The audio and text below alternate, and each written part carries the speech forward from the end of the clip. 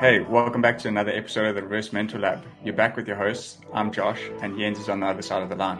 Hey. How are you doing? Great to have you Good, back, thanks. listening to or watching, whatever you do. You're fine and welcome. Yeah, so just a bit about the Reverse Mentor Lab. So the Reverse Mentor Lab is a cross-generational learning space where we connect the leaders of today with the leaders of tomorrow and allow them to learn from one another from the conversations that we have and the stories that our guests tell, and also some of the deep dive episodes that Jens and I look into. Yeah, it's really all about generational exchange. I'm never getting this done properly. So generational exchange is what it is all about. Yeah, it's all about. And so on the episode today, we've got a guest from South Africa. Her name is Clodagh. She's from Mulberry Marketing. She's journeyed around the world of marketing and branding at top international cosmetic brands and in the financial services industry, bringing her passion for marketing and people on her incredible journey. In 2019, she decided to open Mulberry Marketing as a consultant agency, and over the last 2 years has built it out into a full service marketing offering, and she's connected with some remarkable clients. So I'm looking forward to the conversation with her and hope you are too. So let's jump into the episode. Let's get into it. Welcome back to another episode of the Reverse Mentor Lab. And today we've got another guest from South Africa. Her name's Clodagh, and I'm going to ask her to introduce herself. Clodagh, it's great to have you on the episode, and thanks so much for joining us. Hi, Josh. Hi, James. Thanks so much for having me. I'm really excited to be joining you to chat. As you said, my name is Clodagh. My surname is Dapaxio, or otherwise pronounced Dapashao. So first name is Irish, surname is Portuguese. So I do come with an interesting conversation starter the first time I get to meet people. My nickname for some people is Soda, because when I have to introduce myself, it's Clodagh like soda to get the pronunciations correct. And I drive a little 1982 Classic Mini, and that registration is Soda 01. So you can see I'm really surrounded by soda and passionate about my name too, and making sure that people get to pronounce it correctly. I'm from Mulberry Marketing. It's a consulting company. I started it 2 years ago.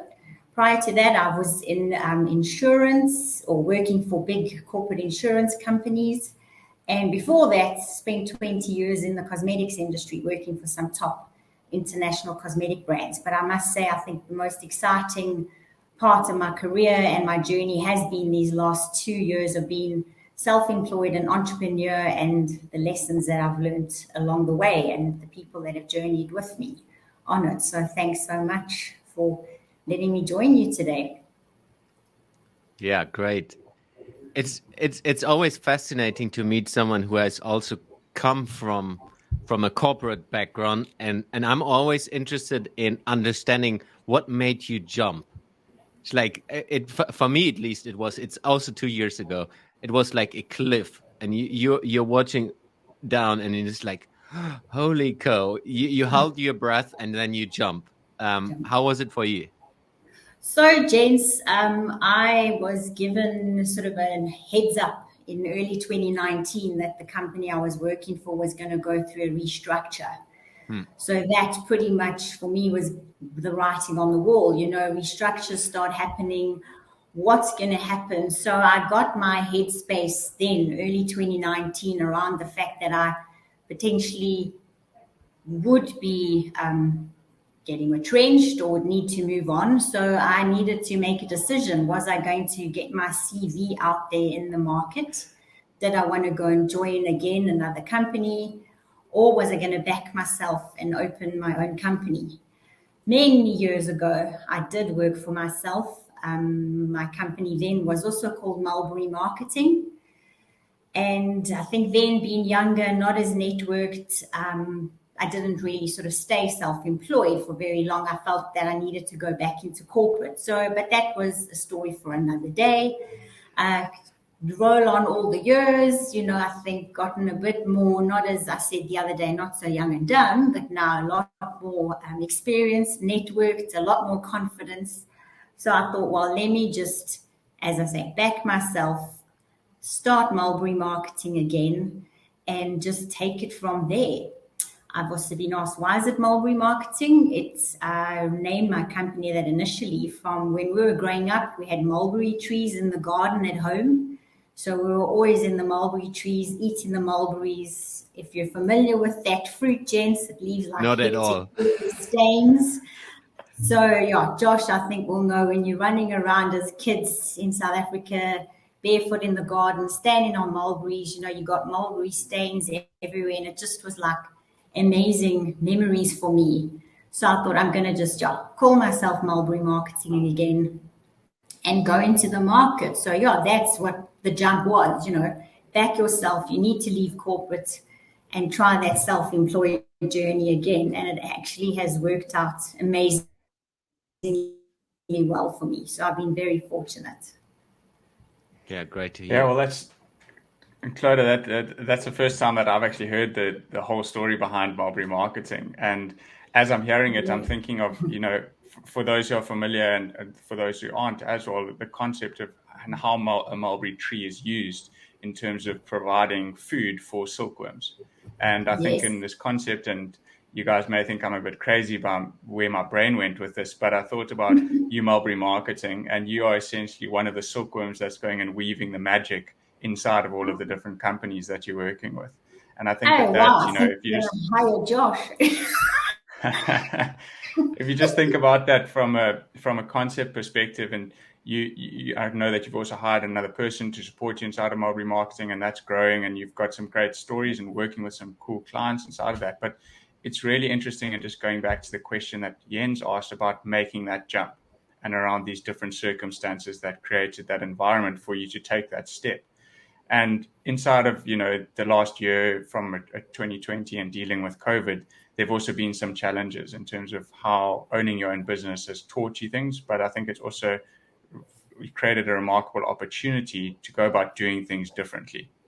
And I'm just going to ask you from a concept perspective is, how have you experienced that both as from yourself as owning a business, but also with the clients that you've worked with, and how they've sort of shifted and changed some of their views from the ways of working?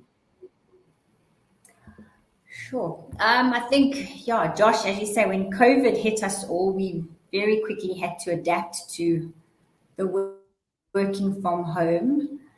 I think being in that financial services and insurance industry, we never stopped working. And I think there was a lot more work that was done as we hit March 2020 in South Africa. The big focus for the clients that I did have was very much on the internal teams. So there were daily check-ins, daily catch-ups with teams, a lot of communication, a lot of sort of employee appreciation elements that were done. So whether it was Krispy Kreme vouchers that we purchased and sent off to the teams, knowing that people were at home, but let's just show them appreciation in other ways.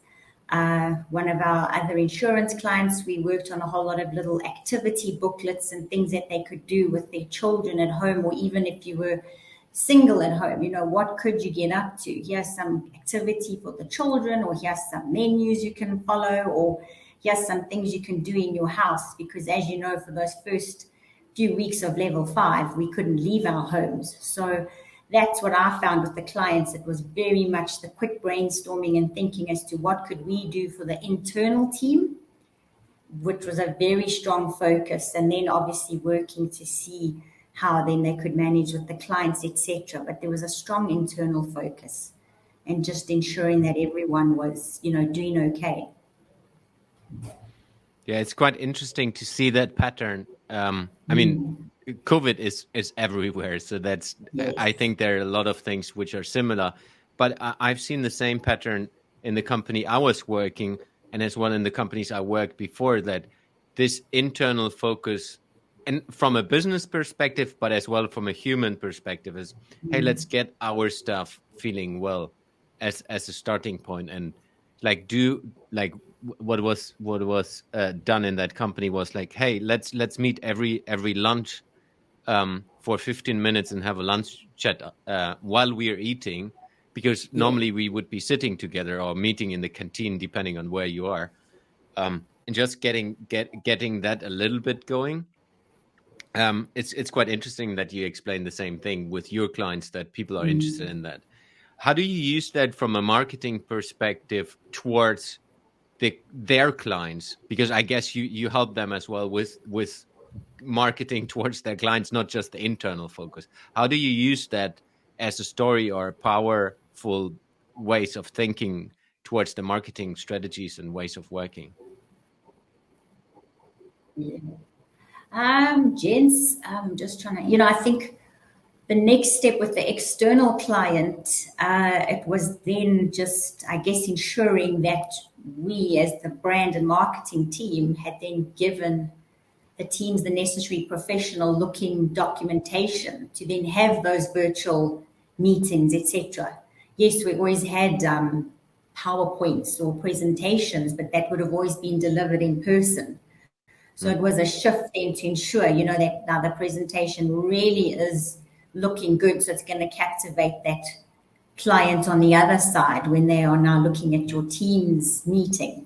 Ensuring that everyone had teams backgrounds that were branded. I think that was the kind of thing that you also didn't have to worry about in the past, but making sure that, you were representing the brand in every possible way professionally. So I think that's, where I found that sort of shift in the marketing to the client was just that you could deliver still professional looking elements. It's been here, and we haven't really been able to have many face-to-face engagements yet with clients. So a lot of the other items where we might have, done some gifting or, desktops or things like that at a client has, sort of gone out the window. So it's been other ways of having to engage. What was your experience with the engagements from an as we call them, experienced thinkers and young thinkers? Was there a difference that you have seen that one of the groups was taking these things in a different way, or maybe faster, slower? With some of the people that I've dealt with, I've actually found that some of the more experienced thinkers were the ones that were embracing the team's backgrounds and, getting it all looking really good. It was sometimes a challenge for me to get the younger thinkers, to remember to do stuff like that. Huh. The other challenges, I think, also was just to try and get people to put their cameras on.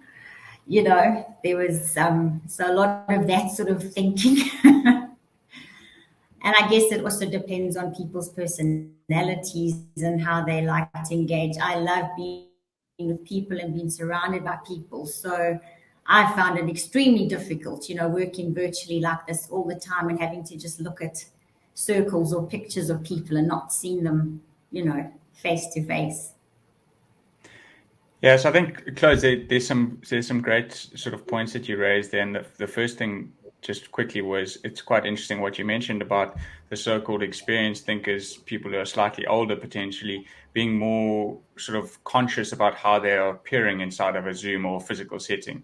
And an example maybe in terms of, my dad, for example, was very fixed around having to wear a tie when he was inside of a Zoom meeting and things like that. And I'm, on the other hand, I don't think I've worn a tie in the last 5 years, so I can't relate to that. But that's just very interesting in terms of how we go about showing up inside of certain things. And I think as an entrepreneur, you've worked with a number of different clients, and like you've already mentioned, you've got a lot of energy for people and you gain a lot of energy from interacting with people.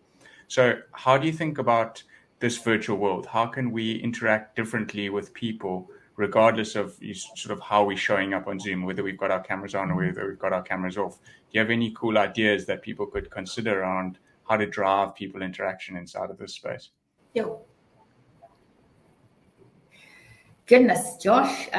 Listen, I think already today I've learned a lesson, with James sitting in Germany and you and I sitting, I think Cape Town side, I'm in Johannesburg.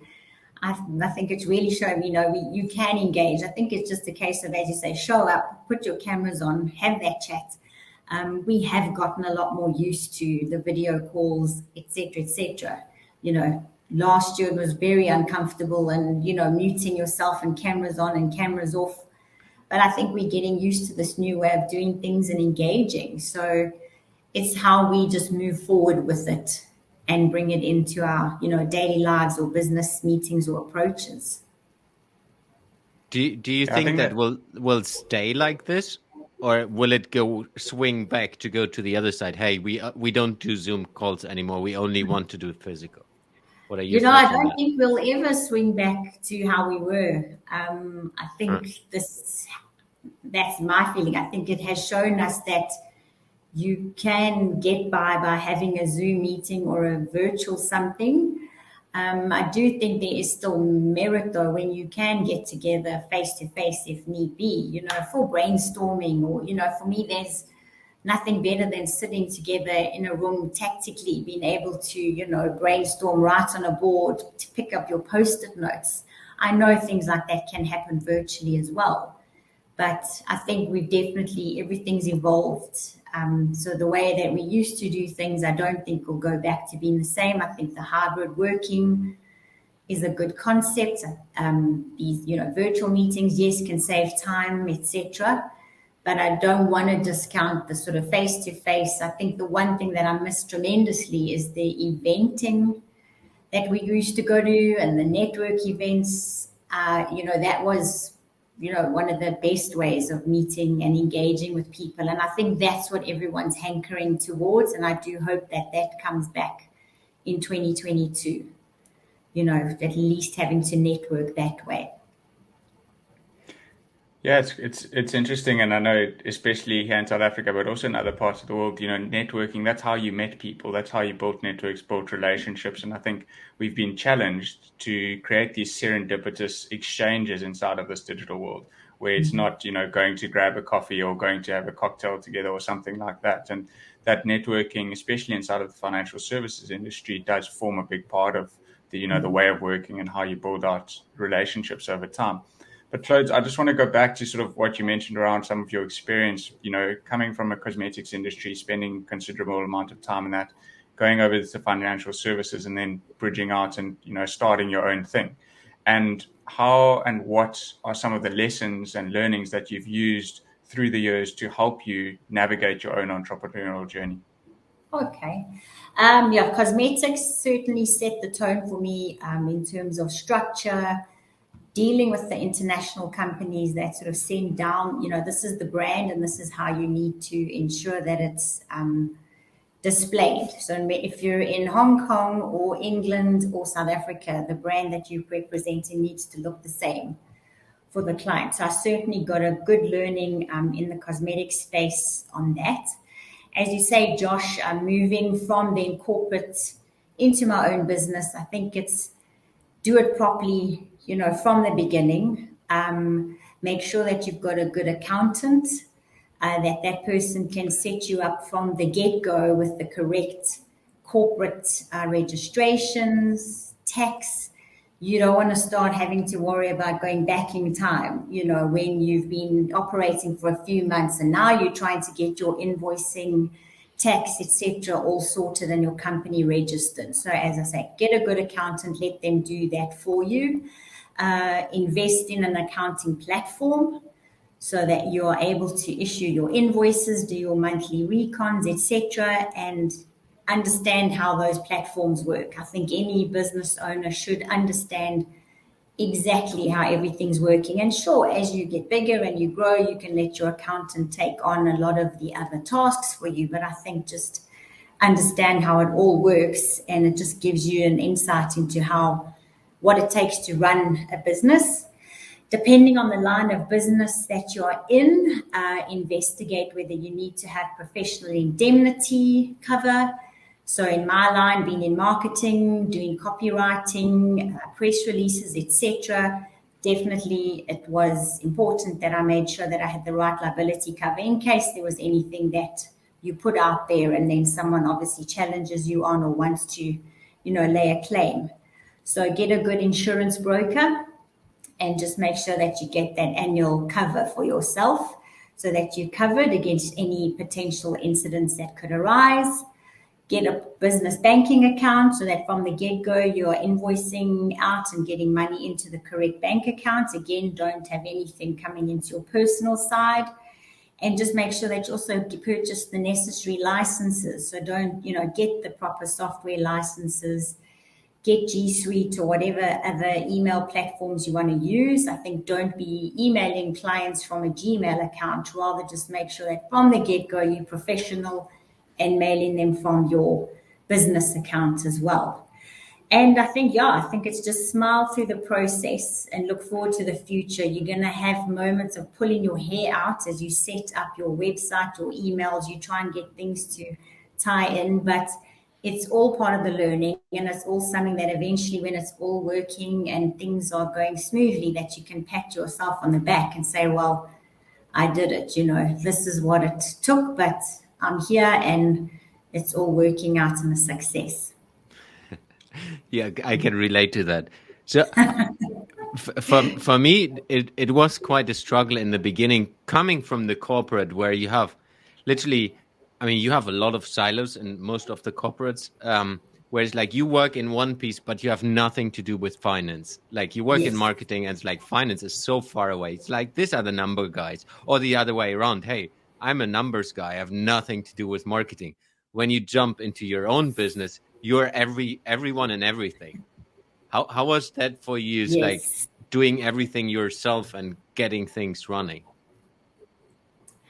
James, you know what? I did find it wasn't too cumbersome from my side. I suppose because the companies that I have worked at in the past, fortunately, you've either had to be involved with budgeting, finance, you're getting a little bit of an understanding. But I think it also helps when you start off small, it's just you learn slowly along the way. And as I've, acquired people, as Josh said, I've now got 2 ladies that have joined my team.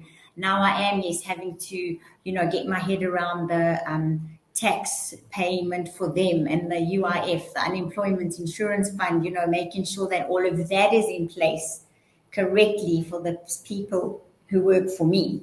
So that's where that good accountant on your side comes in hand, because they then can assist you and guide you and do all the necessary processes.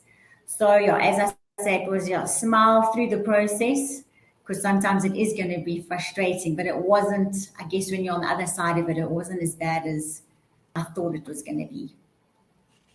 Yeah.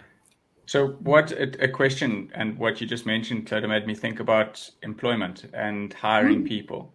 And I'm sure inside of the different corporations and organizations that you've worked for in the past, you've managed teams, you've hired people into those teams. What is some of the differences that you experienced hiring people into your own business? Josh, both of the ladies that I've got working for me now, I've had the experience of knowing for a long time. So Libby was with me initially, and when she was then looking for other opportunities, I brought her on board to assist me on the marketing and social media. June, as I said, I've known Heather, I think, for about, could be 20 years. So sort of grown up watching her grow up as well. She's a lovely young lady. So I think there we complement one another well. She's coming from that younger generation. I'm probably a good 20 years older than Heather.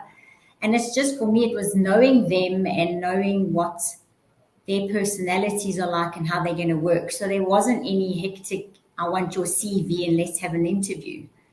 It was that sort of just know these ladies, know how they work, know what they're passionate about. We all have got the same approach to community and, doing good for others and working professionally. So I think that was where I suppose mine was, it's very different. There wasn't any, here's a CV, let's, interview and go through different processes and tests. It was just, I get on well with these ladies and I'm going to, let's go for it and give them an opportunity. Was it deliberate that you have chosen the younger one, where you said, I need someone from a different generation, or was it just because she was good? James, you know what? I think it was just I knew Heather and I knew of what she had done and sort of kept an eye on some of the work that she was doing.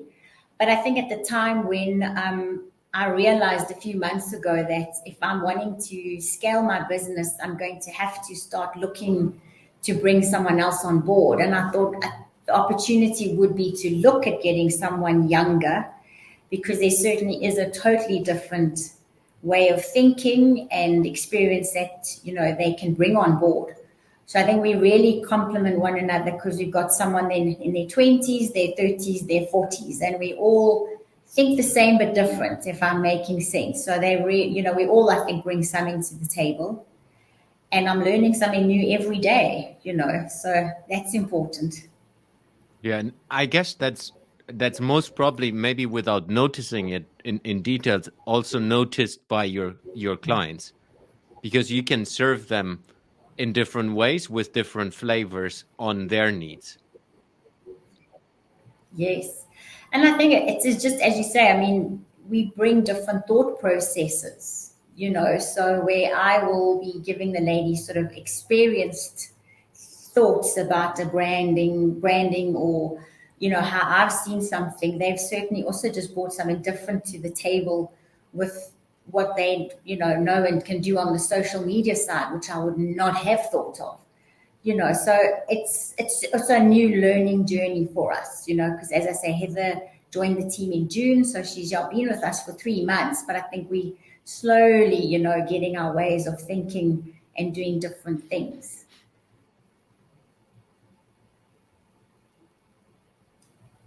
So, Clodagh, while you've been talking and sort of reflecting on the difference of thought and the different types of I guess, decision making that comes to the table with different generations, I'm sort of going back to how you introduce yourself inside of this episode, where you said Clodagh like soda. And one of the things that I'm thinking about is, how do we go about introducing ourselves as people inside of this digital world, and what makes us stand out, what makes us different? And I know that you've also, like I mentioned, you're someone that I've definitely gained from your energy when you are in a physical setting with people. How do we go about doing that and making ourselves stand out in this digital world? Sure. So how do you convey that energy, in a digital world? Gee, Josh. You know what? I think it's as engaging as you are. I think, we are engaging now on this podcast, and there's a good vibe and a good flow happening. I think, it is, I guess, a big question, how do we get that across in the digital world? I'm not too sure how to answer that, to be honest with you, think it's how you just, engage and make one another feel comfortable, potentially. Yeah. Maybe it's just being yourself. Yeah. Let's start with that. Because what I have at least seen, especially like you said, in the beginning of the pandemic, not everyone was used to going on screen and having Zoom calls or whatever tool you're using. And they kind of played a role. It's like, hi, now I'm the professional. And the kids are running behind your back or whatever. It's like, oh shit. And today that's literally, that's okay if that happens, and you don't need to dress up with the tie anymore, because everyone knows you're at home, and you're still professional if you're not wearing a tie, or your kids running in your background because they can't go to school because of lockdowns or whatever. Yeah. No, true, gents. I think it is. You're right. Everyone's become a lot used to it. I think it's also how you then just project yourself as well. So if you are, engaging with someone, you're still professional, and show them that you're giving them their time and energy. So I think that's the other thing that I have learned. It's be engaged. Don't have the cameras off. Put your phone away, because there's also nothing worse than if, you're in a meeting, in a group meeting, and someone else in the meeting's WhatsApping you, because then they're not engaged in that session that you're all supposed to be listening to. So I think that's the other thing that I've also learned. It's phones away, engage, be in the moment. And that then I think also just gives people, the confidence that you are listening to them, you are with them and thinking, about what they're talking about, versus not being in the moment and being present. I love that. What I've learned, normally I take always digital notes. So I was over the last 10 years taking digital notes, and Yes, I went back to paper and pen because what I've seen is if I take digital notes, people think I'm doing something else. yes, yes. And though that I'm just taking notes, but it just feels rude. So I'm really literally went back to the old way and Old taking school. paper and pen. Yeah, Just to be in tune with the meeting, because if you see me holding the pen and I'm not watching into the camera, you know that I'm doing something, and even if it's yes, just scribbling, but it's not like doing emails or WhatsApps. yeah. No, exactly, exactly. So, Clodagh, I'm going to use that phrase that you so well put is about being in the moment. And one of Yes. the things that we do inside of the Reverse Mentor Lab is we ask our guests to leave the listeners and leave those who watch a bit of a challenge or a piece of inspiration. And I know you've got quite a cool one lined up for Okay. us today. So I'm going to hand it over back to you and ask us to take us home with that. Perfect. So I encourage everyone to leave it better than you found it.